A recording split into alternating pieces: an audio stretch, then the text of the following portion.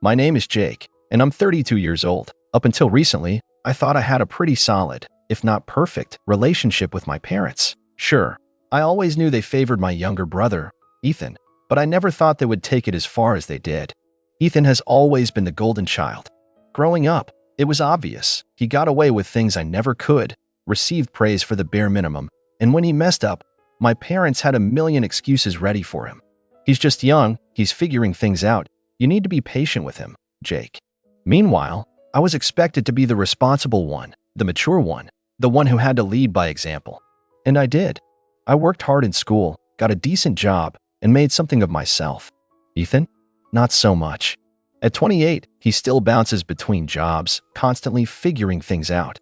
He's lived with my parents rent-free his entire life, yet somehow, they act like he has it so much harder than I ever did.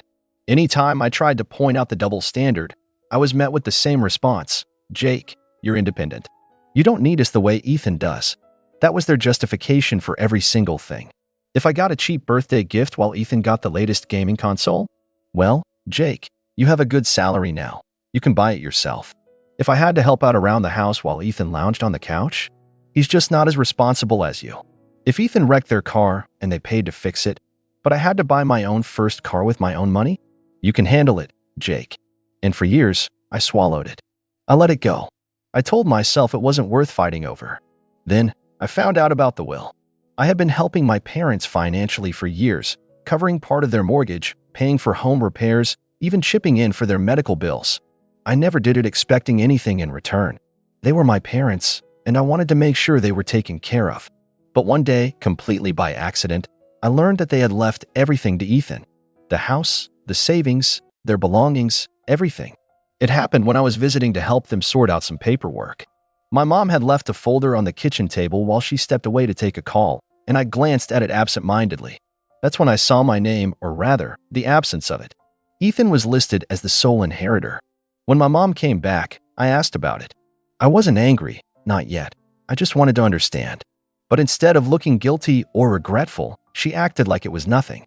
Oh, that, she said, waving a hand dismissively. We just figured it made the most sense. You have a good job, a stable life. Ethan, well, he's not as lucky. He's going to need the help more than you. I couldn't believe what I was hearing. So because I worked hard and built a stable life, I get nothing? Even after everything I've done for you? She frowned at me like I was being unreasonable. You don't need it, Jake. It's just money. You'll be fine. Something in me snapped. For years, I had been their safety net. I had given and given, and the moment I stopped to ask if I mattered at all, I was dismissed like a greedy child throwing a tantrum. I realized, then and there, that in their eyes, I was nothing more than a resource. Someone to rely on when they needed help, but never someone they truly valued. So I made a decision. I stopped paying their bills. I stopped covering their mortgage. I stopped sending them money for groceries or repairs or unexpected expenses. If I didn't matter enough to be included in their will, then surely they didn't need my financial support either. It didn't take long for reality to hit them. At first, they didn't say anything. Maybe they thought I was just busy or that I had forgotten. But then, about a month later, I got a text from my mom. No greeting, no small talk.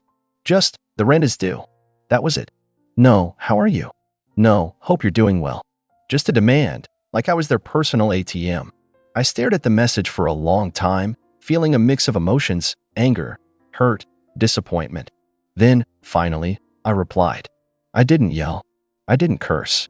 I didn't beg them to see how unfair they had been. I simply responded with, I'm sure Ethan will handle it. That was all I said. No explanation, no argument, just a simple statement. And then I put my phone down and went about my day. It didn't take long for the backlash to begin. Less than an hour later, my phone buzzed again, this time, a call from my mom. I ignored it. Then another, and another. Finally, a text. Jake, answer the phone. This isn't funny. I let it sit. I wasn't in the mood to entertain whatever guilt trip they were about to throw at me. But sure enough, when I finally checked my voicemail later, I got exactly what I expected. Mom's voice was dripping with disappointment. Jake, I don't know what's gotten into you, but this is really selfish. Your father and I have always done our best for you. Is this really the kind of son you want to be? Ignoring us when we need you? Ethan can't afford to help right now. He's struggling. We thought you'd understand that. Call me back. I didn't. A few hours passed before I got the next message, this time from my dad. He rarely texted me, so I knew my mom must have gotten him involved. "Jake, we need to talk. This is serious. Call your mother." Still, I ignored it. And for the first time in years, I felt something I hadn't before: control. I had spent so long playing the role of the dutiful son, the responsible one, the one who never asked for anything. But the moment I refused to be used, they lost their minds. Then, as I expected, Ethan got involved. "Dude, what is wrong with you? Mom and Dad are freaking out. Just pay the rent like you always do. Why are you being so difficult?" I almost laughed at that. Like I always do? As if it was my job to keep a roof over their heads. As if the fact that he was their favorite meant that responsibility automatically shifted to me. I finally responded, but I kept it short. "Not my problem." The response came within seconds. "WTF does that mean? You can literally afford it. Stop being a dick." I set my phone down without replying. It was incredible how quickly the entitlement came out. "No, hey, are you okay?" "No, I didn't realize how much you've been helping." Just immediate anger that I wasn't keeping the ship afloat for them. I expected more texts, maybe a few angry voicemails. But what I didn't expect was what happened next. The next day, I woke up to a message from my aunt, my mom's sister. "Hey sweetie, your mom just called me in tears. She says you're refusing to help them and that they're at risk of losing the house? What's going on? I thought you guys were close." I sighed. Of course, the flying monkeys had arrived. I took a deep breath before responding. "Hey Aunt Lisa, I appreciate you checking in. I'd love to explain, but I think you should ask Mom why she left me out of the will completely while expecting me to pay their bills. Let me know what she says." There was a long pause before she finally replied. "Wait, what?" I smirked. That was my cue to step back and watch the fallout begin. Because now, it wasn't just between me and my parents. Now, the rest of the family was about to find out exactly what had been happening behind closed doors. And I had a feeling my parents weren't going to like it. Aunt Lisa didn't text back right away, and I figured she was either trying to get the full story from my mom or just processing what I'd said. Either way, I wasn't going to chase after her for a response. Instead, I went about my day, enjoying the rare peace that came with not being at my parents' beck and call. But that peace didn't last long. By the afternoon, my phone lit up again. This time, it was my mom. "How could you say that to Lisa? This is a family matter, not her business. You're making us look bad." Ah, there it was. Not "we're sorry, let's talk about this." Not "I didn't realize how unfair this was to you." Just pure outrage that their actions were now being questioned by someone else. I waited a few minutes before responding. It became her business the moment you dragged her into it. If you don't want people knowing what you did, maybe you shouldn't have done it. That shut her up, at least for the moment. But then Ethan chimed in again. "Mom is literally crying right now. Do you feel good about that? Do you feel good about making your own mother cry?" I stared at the text, shaking my head. The manipulation was so blatant it was almost funny. Almost.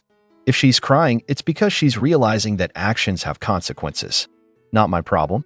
I sent it, and this time, Ethan didn't respond right away. Maybe he was running back to Mom and Dad, feeding them my words so they could all sit together and fume about how awful I was. Meanwhile, I was starting to realize just how much weight had been lifted off my shoulders. For years, I had been the responsible one, the dependable one, the one who picked up the slack when my parents coddled Ethan and let him skate through life without consequences. And what did I get for it? Nothing. Not even an acknowledgement in their will. I'd sacrificed vacations, nights out, even put off buying a home of my own because I was always helping them out. And they never once appreciated it. I was done. A few hours passed, and then my phone rang again. This time, I answered, because it was Aunt Lisa. "Hey," I said, keeping my voice neutral. "Hey, Jake," she said, and I could tell from her tone that she was treading carefully. "I just got off the phone with your mom."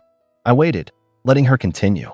She told me a very different version of what's going on. I almost laughed. Let me guess, she made it sound like I'm some selfish, greedy son who suddenly decided to abandon them for no reason. There was a pause, and then a quiet sigh. More or less. I leaned back in my chair. Did she mention that I've been covering their bills for years? Or that they left me out of the will entirely while giving Ethan everything? Another pause. No, she left that part out. Of course she did. Well, I said, keeping my tone even, that's what happened. Lisa sighed again. Jake. I had no idea. I really didn't. And honestly, I don't blame you one bit. That surprised me. Really? Of course.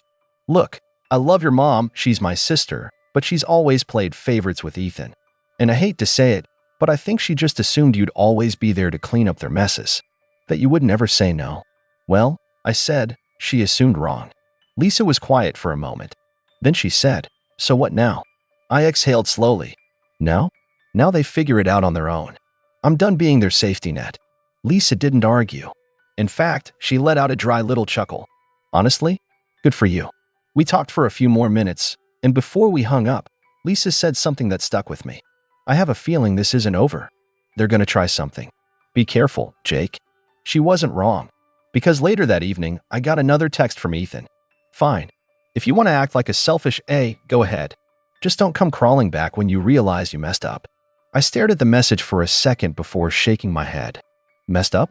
I hadn't messed up a single thing. If anything, this was the first time in years that I was finally getting something right. But Ethan's text made one thing very clear. They weren't going to back down that easily. And part of me was almost looking forward to whatever they tried next. The next morning, I woke up to a pounding on my front door. Not a polite knock. Not even an impatient one. This was the kind of pounding that made you think someone was about to break the door down. I already knew who it was before I even checked the peephole. For a second, I debated just ignoring it, letting them stand out there and fume. But something told me that if I didn't answer, they'd just keep banging until the neighbors complained. With a sigh, I opened the door.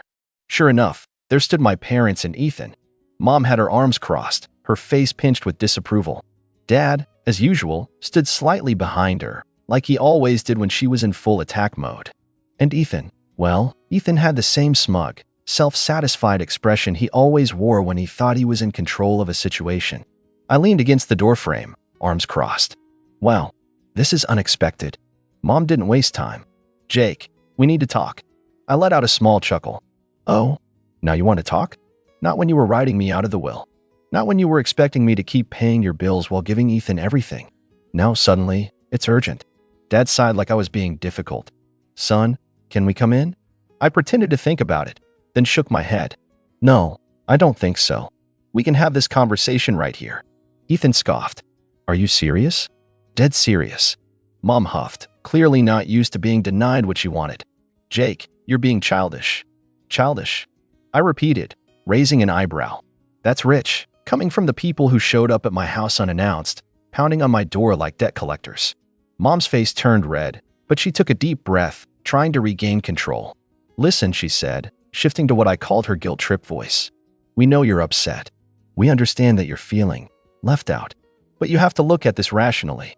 I actually laughed. Rationally? You want to talk about rationality after what you did? Dad, who had been silent up until now, finally decided to chime in.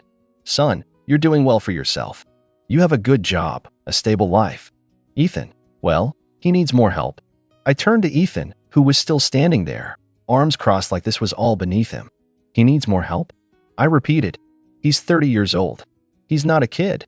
He's had every advantage handed to him while I had to work for everything I have. And now, after all that, you decided he deserves to inherit everything while I get nothing. Ethan smirked. It's not my fault you didn't fight for it. I stared at him, genuinely stunned by how shameless he was. Fight for it.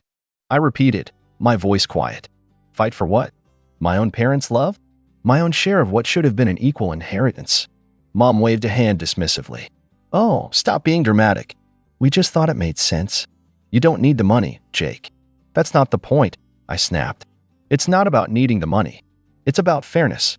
It's about the fact that you used me for years, took my help, took my money, took my time, and then tossed me aside like I was nothing when it came to the one thing that should have been fair. Mom's eyes flashed. Jake, we are your parents. We raised you. The least you could do is show us some respect. I laughed, a short, sharp sound. Respect? You want respect when you've shown me none. Ethan rolled his eyes. God, you're so dramatic. You're seriously throwing a tantrum over this? You're acting like you're some poor, struggling victim. I turned to him, my voice ice cold. You're really one to talk about struggling, huh? When's the last time you had to work a full-time job without mom and dad bailing you out? Oh, wait.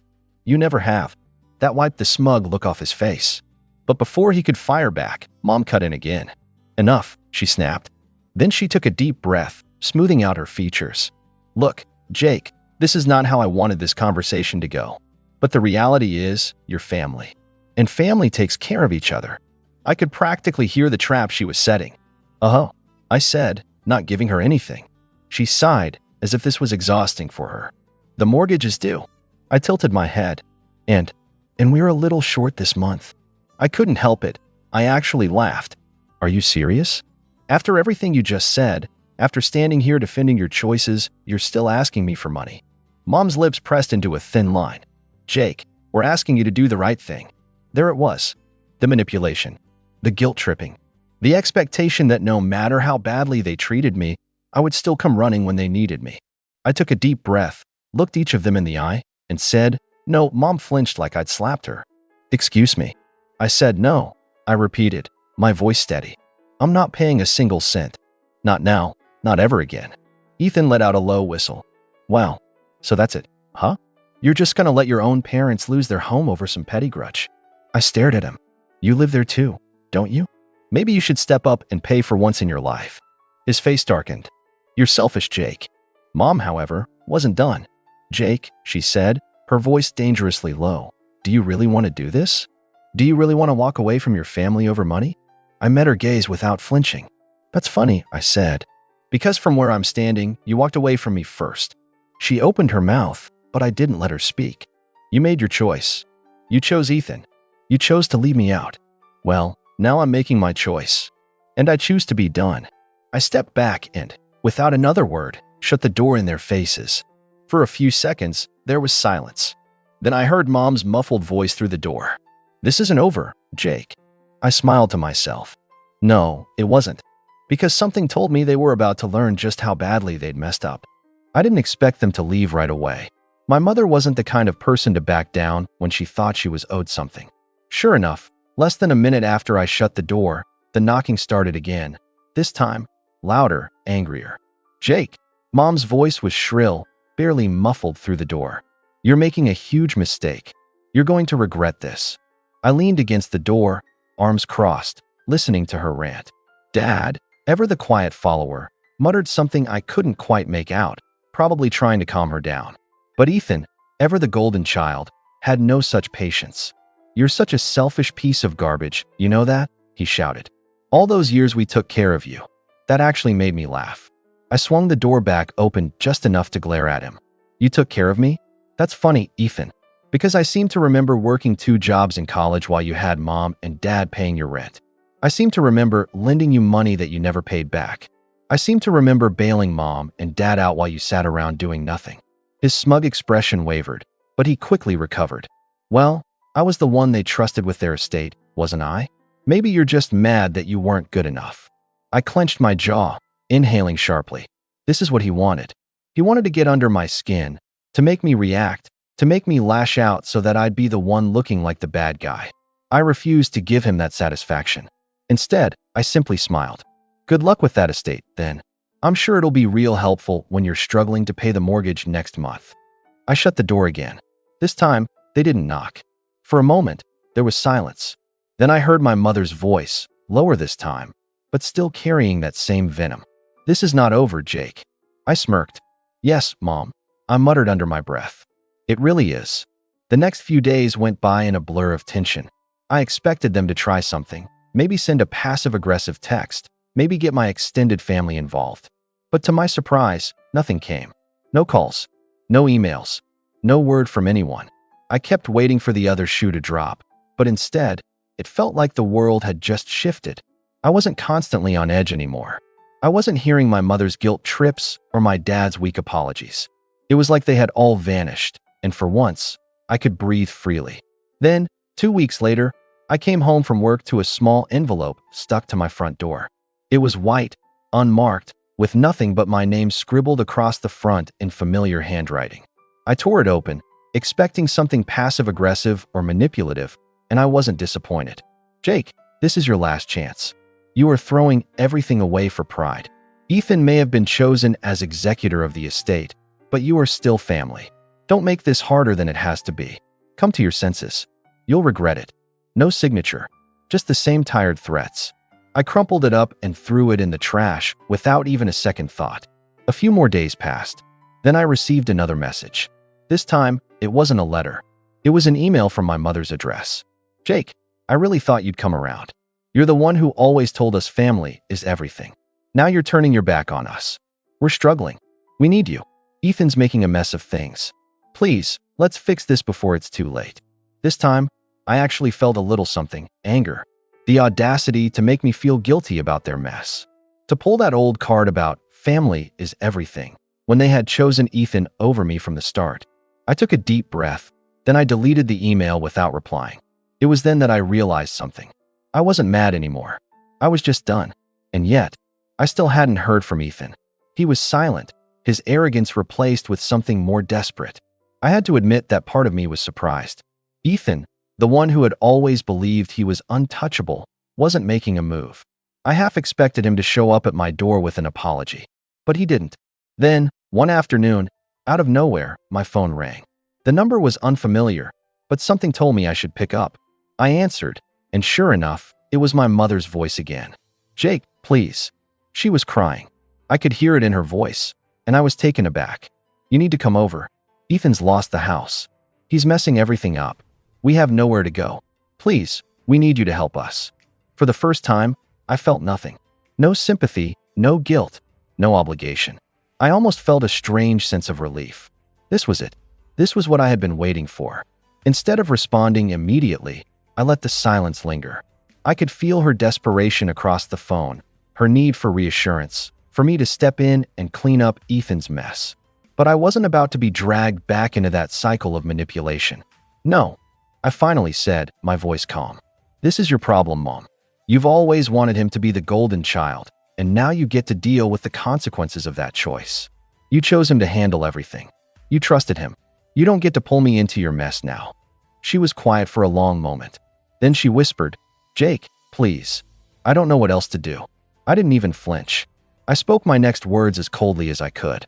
You should have thought of that before you decided I wasn't good enough to be part of the family.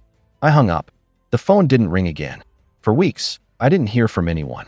But strangely enough, I felt better. The weight of years of resentment and manipulation had finally been lifted. And then one day, while I was at the store, I saw a familiar face in the parking lot. My father. He was walking toward a beat-up car, carrying some bags. I hadn't seen him in weeks. I debated whether to approach him, but something told me that nothing was left to fix. I just turned away, ignoring the way he called my name. That was the last time I saw him. So here I am, a year later. I haven't heard a single word from my parents or Ethan. Part of me wonders if they're still struggling. Part of me wonders if they ever realized what they did wrong. But honestly, I'm okay. Maybe, for once, it's time for me to take care of me. So, Reddit, what do you think? Did I go too far? Should I have tried to fix things instead of shutting them out? Let me know your thoughts.